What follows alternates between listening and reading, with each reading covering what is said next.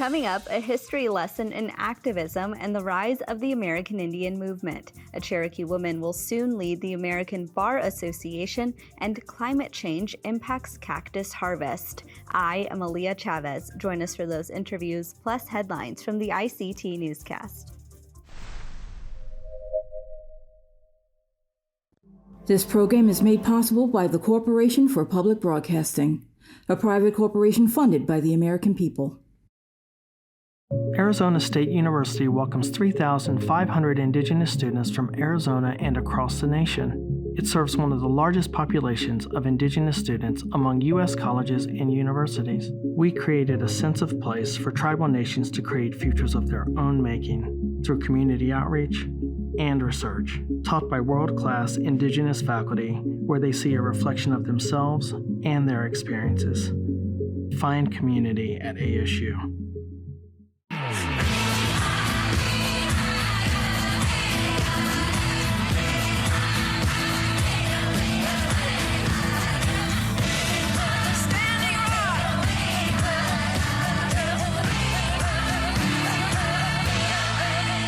This is the ICT Newscast with Aaliyah Chavez. Amarawa Hopa, thank you for joining us. In California, solutions to tribal water issues are being discussed. The California Committee on Water, Parks and Wildlife, and the Committee on Native American Affairs met in Sacramento in a joint hearing on tribal water rights. Their goal was to identify and learn about past and current water issues related to California tribes. The leaders aimed to explore ways the state could assist in addressing past injustices that affect the well-being of tribes today. As we saw at the height of the pandemic, inadequate water supplies have also affected basic health and safety needs in the state of California. And that is no different in Indian country, where water is still being debated, different issues, different roadblocks. So when we talk about the basic health and safety needs during the pandemic, let's not forget that our Indian communities also suffer from that basic need. Tribal leaders and representatives shared personal accounts with lawmakers about the challenges they face to ensure adequate water supplies for their communities. An entanglement of federal, state, and other jurisdictions, as well as colonization and other historical obstacles, are all reasons obtaining water resources for California's First Peoples continues to be a problem. In Oklahoma, the Cherokee Nation is celebrating a new state-of-the-art initiative. Last week, Cherokee leaders cut the ribbons for a new MRI unit costing $2 million. MRIs, also known as magnetic resonance imaging, takes pictures of the organs in the body. It can be used to detect things like brain tumors, strokes, infections, and dementia. Cherokee citizens received MRI services off-site before this purchase. What this allows us to do is take patients directly from the emergency room, rapidly evaluate them, and then triage them to either hospital care or clinic care within our system. Health services leaders say the new system is quieter, faster, and more comfortable for patients. They predicted the new technology will ease the anxieties of patients who are claustrophobic or are feeling unsure. The mobile MRI unit also allows the nation to meet certain certifications, making the W.W. Hastings Hospital in Tahlequah the only in the region with a nationally certified stroke program. Last week, an Oklahoma court reinstated the sentence in the Castro Huerta case. This conviction and sentence of a Tulsa man led to a U.S. Supreme Court decision on criminal jurisdiction in Indian country. The Oklahoma Court of Appeals reinstated the child abuse conviction and 35-year prison sentence of Victor Castro Huerta. A 2020 U.S. Supreme Court decision said the state lacked criminal jurisdiction in Indian country in cases involving tribal citizens. But in a separate decision, the High Court ruled the state can prosecute non-natives for crimes committed against tribal citizens on tribal lands. And because the Oklahoma Appeals Court reinstated its judgment and sentence, Castro Huerta was not released from prison. Castro Huerta's attorney did not immediately return a message seeking comment. Well, the new action thriller Prey is making major buzz. Earlier this week, the movie made history as the #1 premiere on Hulu to date. That includes all film and TV series debuts on the platform. 20th Century Studios says the data is based on the hours watched in the first 3 days of its release. Prey is the latest movie in the Predator film franchise. It premiered in early August, starring Fort Peck Sioux citizen Amber Midthunder. In addition to being released on Hulu, Prey has also been filmed fully in the Comanche language.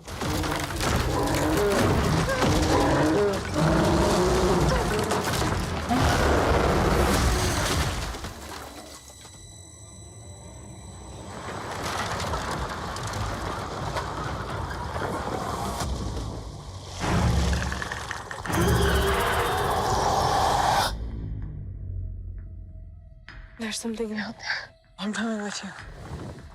You can't. I'm trying to protect you. Protect me from what?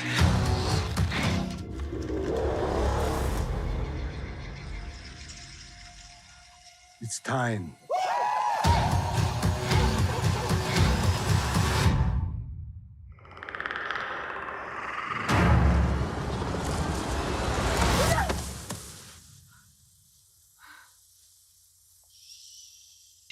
And those are the headlines for the ICT Newscast. Coming up, Mary Smith takes the helm at the American Bar Association and to the impact of climate change on a traditional harvest. But first, Sid Bean reflects on 50 years of Native activism. Stay with us.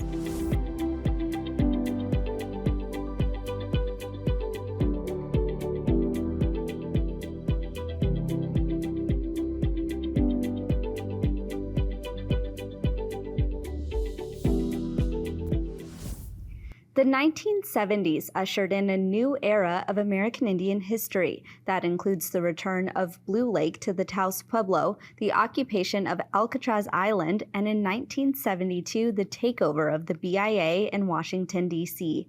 The American Indian movement rose up in Minneapolis, Minnesota. ICT's Mackenzie Allen Charmley interviewed Sid Bean about his 2008 film project, Native Nations, Standing Together for Civil Rights. That project was based on 15 years of my life, where I served as president of the National Indian Lutheran Board that was organized by the American Indian Movement in 1970. And that board became the largest funder of American Indian community organizing across the country at that time, in which there weren't any casinos, the Indian Self-Determination Act hadn't been implemented, so that there were little monies for tribes and urban groups to get to Washington and to testify on sovereignty issues. National Indian Lutheran Board filled that gap. And it was brought together initially by Clyde Belcourt, Dennis Banks, Charlie Deegan, Floyd Wester, Red Crow Westerman, all of who I had a relationship through the boarding schools. There were several factors that came together 50 years ago and several different groups of people from different areas of the country to make a change. Some were at historical odds with each other. How do you think these actions have changed things for American Indians today? Those of us who had the opportunity to be there, to be mentored by those that came before us. I was originally mentored by Tilly Walker, a petite young woman from Medan, who was from North Dakota, the 3 affiliated tribes, and she provided me money for my education and later brought me into Washington, D.C., where I had opportunity to meet Mel Tom and Gus Adams and the leaders of the Red Power movement at that time. So from there, I became involved in the Red Power movement. And our actions ultimately, I think, affected legislation after and around the Indian Self-Determination Act, the Indian Religious Freedom Act, the American Indian Policy Review Commission, which came on after the takeover of the BIA office in Washington.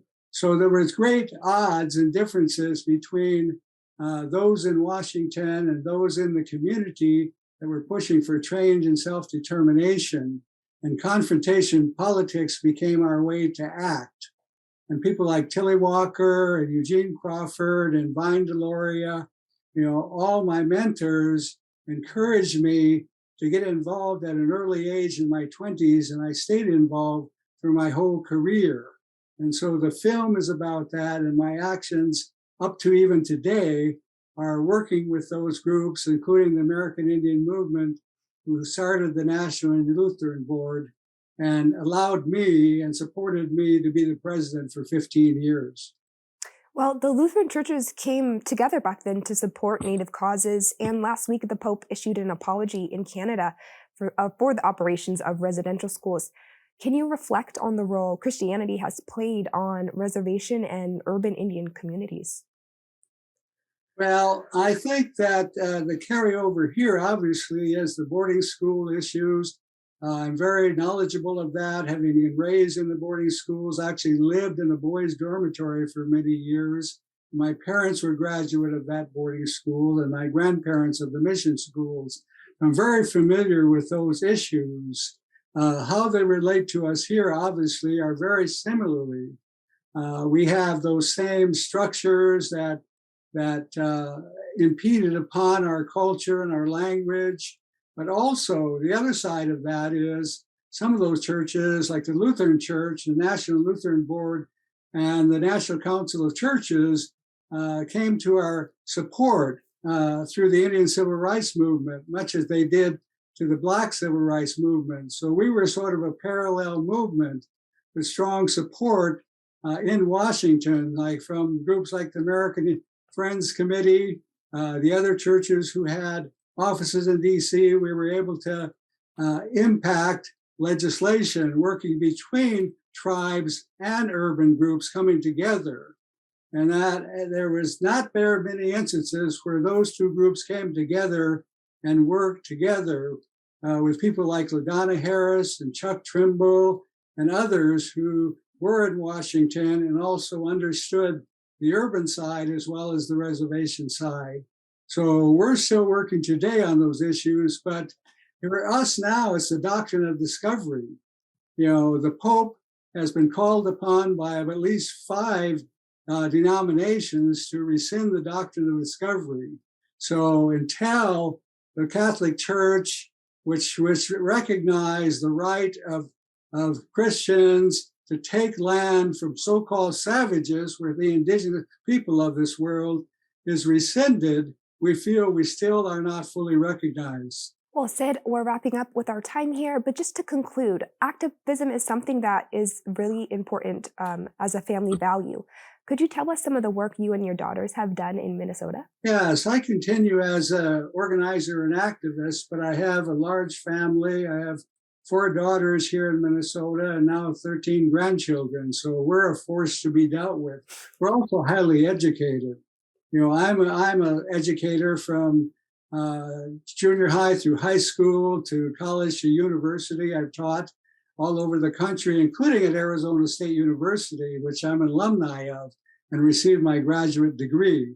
But within our family, we have doctors, we have lawyers, we have psychologists, we have business people. So when we do research, in which we're doing here in Minnesota, and our family and our Dakota people who were moved here and exiled after 1862, and therefore most of us grew up in isolated reservations, removed from our homeland. So our work is about organizing now around stories and the stories of our people.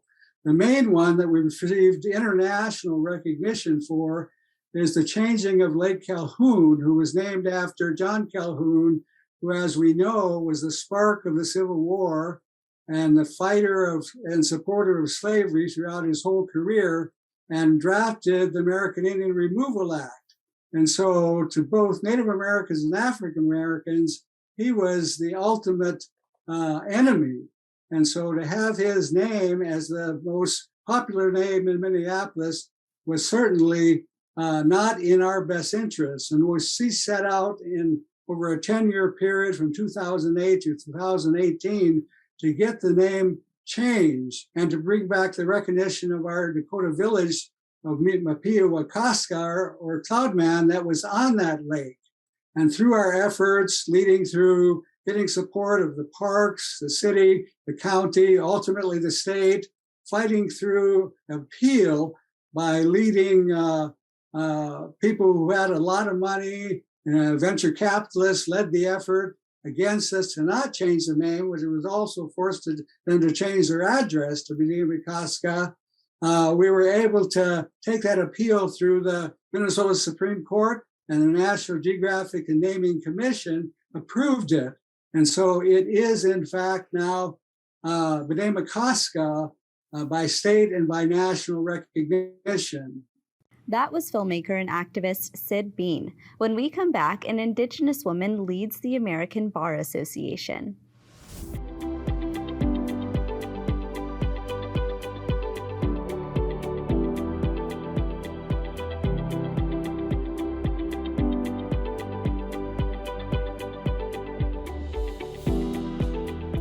Mary Smith is the new president-elect of the American Bar Association, which makes her the first Native American woman to hold the title. ICT's editor-at-large Mark Trahan traveled to Chicago a few weeks ago to speak with her. Well, first, just congratulations on being president-elect of the American Bar Association. Oh, thanks so much. It's really, in some ways, so appropriate because there's such a strong relationship with tribal nations and the law. And this kind of almost codifies that. Well, I'm glad you think that. I mean, I know there's a long history in our country with the Iroquois and other tribes and the legal systems they set up. And I hope to continue that tradition. What do you think? How will you tell us about your role and what you'll be doing in that job? Well, the American Bar Association is the largest voluntary bar association in the United States, and it has 4 goals, and those are going to be my touchstones during my year. One is to serve our members. We help lawyers become better lawyers. We advance the rule of law, and many people may not know, but we actually run programs promoting democracy and rule of law issues in over 60 countries, including, of course, promoting the rule of law in the United States, which is much needed now. And third is to promote diversity, equity, and inclusion. And of course, that's a passion of mine, and hope to continue all the good work that the ABA has been involved with. And if you look at the judiciary and Article 3 judges, there's been a big bump in the last couple of years, but it's still way below any kind of representation. Oh, for Native Americans, right. Yes, I know, because for a long time, Diane Humetua was the first Native American woman in the history of our country to be a federal judge. We have gotten several more through the Biden administration, which is fabulous, but we're still, there still has not been a Native American on the appellate courts. We're still waiting for that. And then, of course, the Supreme Court, that would be a dream. I'm glad that we finally got our first African American woman on the Supreme Court, but I would love to see the day to have a Native American on the Supreme Court.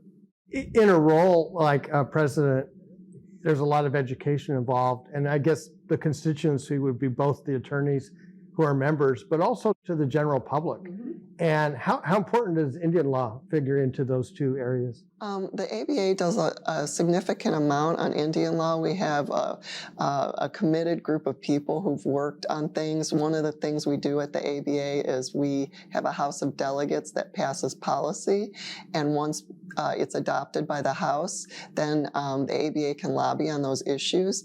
And so in the past few years, we've actually adopted policy on quite a few issues, including violence against women and the tribal jurisdiction provisions, missing murdered Indigenous women, funding for the Indian Health Service, voting rights for Native Americans, support for tribal courts. And so there's been quite a lot, and we have weighed in Congress on all those issues. One of the things that's happened in a number of states is to put Indian law on the bar exam. Mm-hmm. Is that something that you see expanding?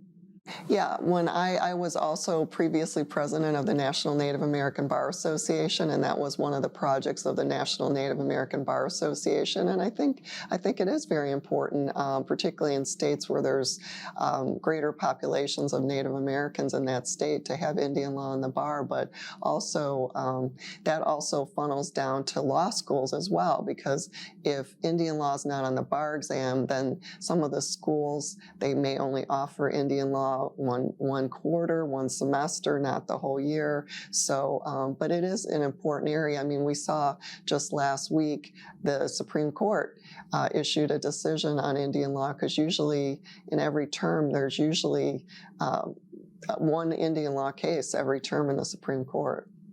I want to ask you about diversity and inclusion. And if you visit any law school these days, and I have recently, the number of law students who are female is significantly higher than the number of males.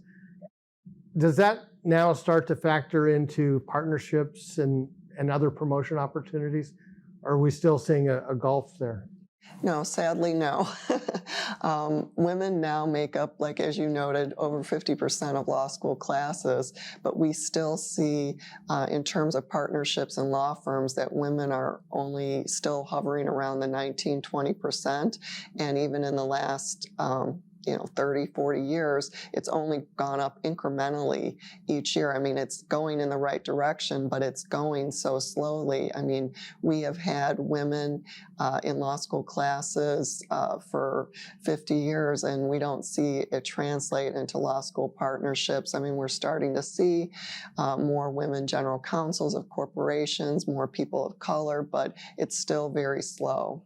When you look at the history of the country, there's kind of a cycle of support for legal systems and then an unraveling of that. And it kind of is a long history. You see that now with folks worried about the court and different opinions of the court. How do you get people thinking about the rule of law? It is a lot of education, and I think it starts when children are younger, learning about civics, learning about our system of government, the three branches of the federal government, the relationship of the federal government to the states, just even learning about the presidency. I mean, I think it starts young. So many people are not aware of civics. They don't teach it a lot anymore. And it's just education for adults as well, I think goes a long way. And the ABA, actually, we do have a public education division, and we sponsor Law Day and every year to help that in the schools. One of the things I've always liked to watch is law students doing moot courts and how much intensity there is in that process. I think that's the kind of thing where the public sees it, then it changes your perception, because the amount of preparation and the amount of thought that goes into it's pretty extraordinary. Yeah, I think so too. I mean, one of the things, I've been involved in bar associations for a long time, and the Chicago Bar Association has a program partnering with the Girl Scouts where the girls are able to do trial advocacy. So it is very important. I just want to conclude with what makes you most hopeful about the legal profession. I think the young people I meet who are going to law school and just the enthusiasm and passion they have, it always buoys my heart and gives me hope for the future. Well, thank you for joining us. Thank you.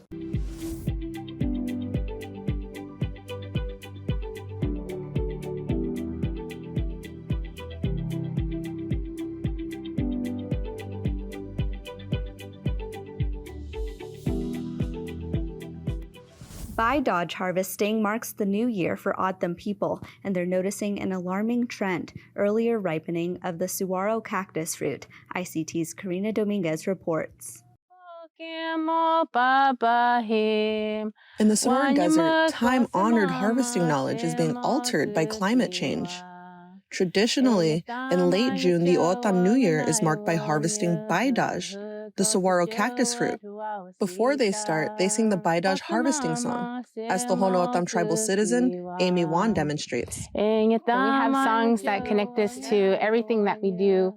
The mountains around us, our foods, the different types of year, or the different times of the year for different harvests and ceremonies and all of those good things. Baidaj is a vital part of O'odham rain ceremonies. This is our new year, and this is our time to pray and ask for renewal for the next cycle of life, because we believe that the rain definitely helps with that renewal cycle of the year, especially here in the desert. However, they're growing increasingly concerned over observations they've made in recent years. This year was an early harvest. So for me, I was anticipating to harvest during 4th of July weekend, which is also a time that a lot of families harvest. So instead of celebrating, 4th of July, they'll go out to harvest and spend their holiday that way. And so that's what I was anticipating. But we actually got a really big storm the Friday before that Monday, and that actually washed out what was left. Typically, the saguaro flowers bloom toward the end of May, but the flowers bloomed an entire month earlier in April this year. Traditionally, the fruits ripen in June, and families harvest after the summer solstice. But this year, families harvested as early as the end of May. They believe many of these new observations stem from climate change. Juan says cultural preservation will help restore balance and encourages youth to learn more about Otan traditions. With climate change impacting the tradition of baidaj harvesting, traditional knowledge keepers are pressed now more than ever to keep even closer tabs and an even more intimate relationship with nature. In Tucson, Arizona, Karina Dominguez, reporting for ICT. And that's a slice of our Indigenous world. For all the latest, visit ictnews.org. From all of us in the newsroom, stay safe, my relatives. I am Aaliyah Chavez. Sometimes you got to take a stand, just because you know you can. Oh, you got to run, you got to run.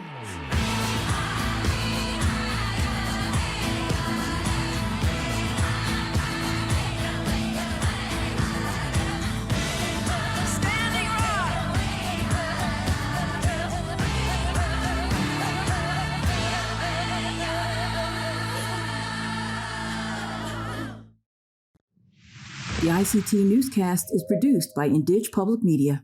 This program is made possible by the Corporation for Public Broadcasting, a private corporation funded by the American people.